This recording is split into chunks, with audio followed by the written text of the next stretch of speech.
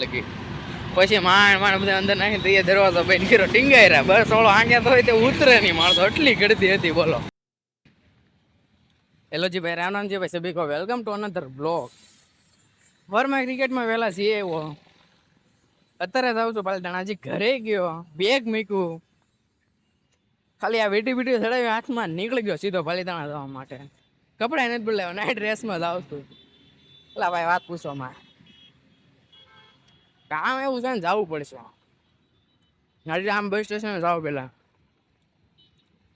પછી બધું કરવું તો બહાર કરવાનો ફોન ગયો લાઈના બસ ની વાટે બેવું પડશે. બસ કાર આવવાનું કઈ નક્કી નહીં હવે એટલે આવી હોય ભગવાનની દયાથી પાલતાણાની હોય તો મેળ જ આવી.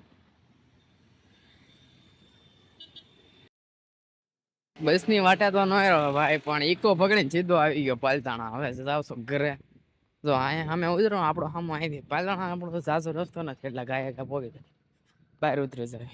ત્યાં આવી ગયો કામ હતું એ થયું નહીં એટલે આપણે રોકાવાનું થયું એટલે કાંઈ કામ હતું નહીં. બપોર સુઈ ગયો અત્યારમાં જાગ્યો પછી જાગ્યો ગામમાં ગયો વસ્તુ લઈને આવ્યો તે એવું હતું મેં ઠેલી લીધી કે નહીં તો એની દુકાને રાવા દીધી. મેં કીધું હમણાં મારે ઓલી સાઈડ જવું છું જઈને આવું પછી લેતો હતા ઠેલી નહીં પડી રે પાછો જાવ છો લેવા શું કરવું હવે જવું પડશે તો જવું પડશે. ઠેલી લેતો ને આપણે તો કાલ સવાર પછી સીધા નીકળી જવું વહેલા કોલેજ રજા ન પડે ને ભાઈ હજી શરૂ કરી એક દી છો મંગળવાર રજા ક્રિકેટમાં તો ન ખાતા રાખી પાડવી પડશે. કાંઈ વાંધો નહીં એલા ભાઈ એમાં શું થઈ ગયું ના તો ભાઈ ફાઇનલી ભાવનગર જવાનું મુહૂર્ત આવી ગયું છે. હવે આવ્યો તો હું પાલિતાણા માત્ર એક દિવસ પૂરો નહીં સવારે આવીને બપોરે નીકળી જવાનું હતું અને એની બદલે આખો દી રહી ગયો. હવે આજ આખો દી બગડી ગયો કોલેજ હવે કે હવે આમ તો જવાનું ઓછું થાય કારણ કે ફર્સ્ટ સેમ વાળાની એક્ઝામ શિફ્ટ થાય છે. કોને ખબર કોલેજ વાળા સાચી વાત છે એકલી કોલેજ કરે ને એ ન કરાય. કોલેજમાં બધું હોય હે ને ભાઈ ફર્સ્ટ સેમ વાળા થાય એટલે અમારે બપોર પછી દેવા લેક્ચર હોય એક દી ગેપ હોય એટલે તે દિવસ શરૂ હોય. કાંઈ વાંધો નહીં. હવે આજ આપણું મુહૂર્ત આવી ગયું છે. કેટલા વાગ્યા 4:45 થઈ ગયા 4 ને બદલે 4:45 થઈ ગયા. મેં 4 વાગે નીકળે 4:45 થઈ ગયા હાલો નીકળી જાય ભાઈ બસમાં. અરે ભાઈ વાત પૂછવામાં બસમાં ગળદી હતી ને વાત પૂછવામાં આટલી ગળદી હતી ને તોય આપણે ભાવનગર તો પહોંચી ગયા કાંઈ વાંધો નહીં. જો ભાવનગર મારો પ્રેસ ક્વાર્ટર ઉતરી ગયા છે આપણે. એક મસ્ત મજાની વાત મજા આવી ગઈ બસમાં. પહેલી બસ તો લોકલ હતી 5 વાગ્યા વાળી એમાં તો સડાય એમ નહોતું. આમ દરવાજો બંધ નહોતો કર્યો ટીંગાઈ રહ્યા જ્યાં લગી બસ બહાર ન ગઈ ત્યાં લગી પછી માણ બધા અંદર નાખી દઈએ દરવાજો બંધ કર્યો ટીંગાઈ રહ્યા બસ ઓળો આગ્યા તો હોય તે ઉતરે નહીં માણસો એટલી ગળદી હતી બોલો. આપણે એ બસમાં નહીં આપણે પછી બીજી બસમાં આવ્યા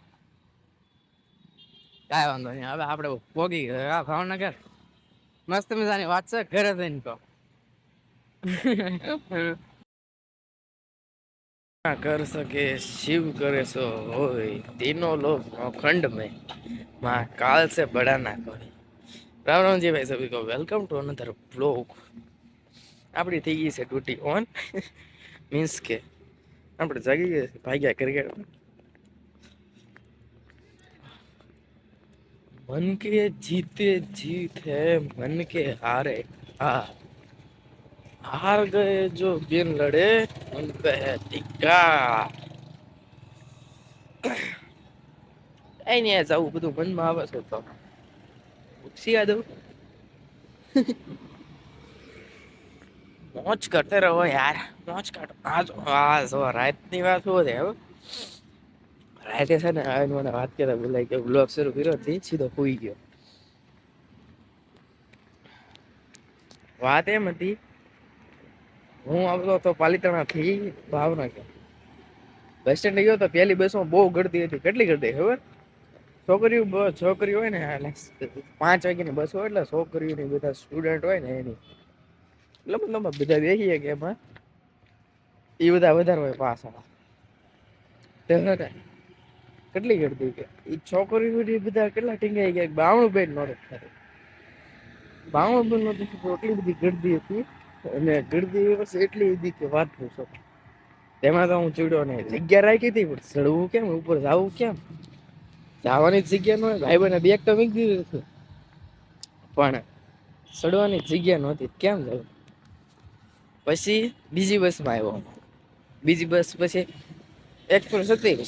એક દાદા મારી બાજુ થઈ ગયો, જોઈએ તો ભાવનગર ની છે. હું જોવાઈ ગયો ભાવનગર ની છે. દાદા સીધા ધારો હું સડી મેં કીધું હારો ના ભાઈ હારો સડી સડી. પછી ટિકિટ કપાવી. ટિકિટ થઈ 67 રૂપિયા. મેં એને આપ્યા 70 રૂપિયા આપ્યા. એટલે એને મને પાછા 2 રૂપિયા આપ્યા.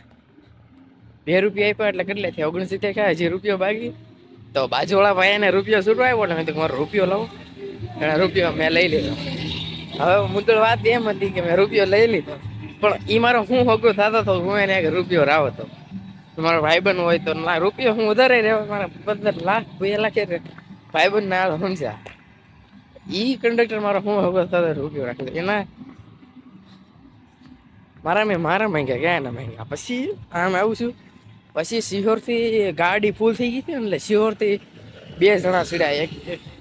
એક લેડીઝ હતા. એની યાર છોકરો હતો. એટલે બિચારાને મેં કીધું રોતો હતો. મેં કીધું બેહવા હતો તો એને બેહવા દીધા.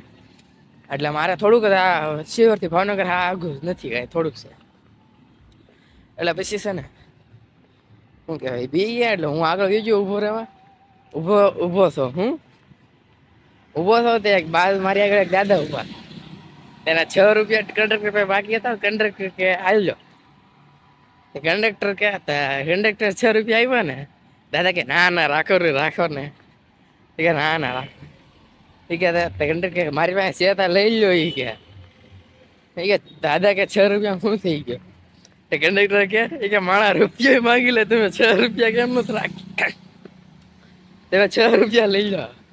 તો દાદા કે જો ભાઈ મારો રૂપિયો છે, મારી મરજી, હું જે કરું એ કરું. હે મારી મરજી, હું જે કરું એ મારા. હું અહીંયા મુદળ વાત એમ હતી કે મારે હું હગે થાય હું એને કરાવું છું. રૂપિયાનું હું કાંઈ પણ કરી શકું. અત્યારે રૂપિયાનો એક શેર 5 સમય પછી કેટલાનો થાય કાંઈ નક્કી થોડું છે. ભાઈ મારો ઓળખી તો ન હોય તો હું કામ રાવતો. હમણાં મારે જાણે હોય તો રૂપિયાની કેટલાય જવા દેવી. હે ભાઈ એમ વાત મુદળ હતી. એ મસ્ત મજાને આવા કાંઈ વાંધો નહીં. મસ્ત ઇટ્સ ઓકે. ન પડી કાંઈ વાંધો. આવી વાત હતી મુદળ મસ્ત મજાની કે જે એવું બધું હતું. કાંઈ વાંધો નહીં. હાલો હજી અડધે પોગ્યો છે. હમણાં આગળ જવાનું છે.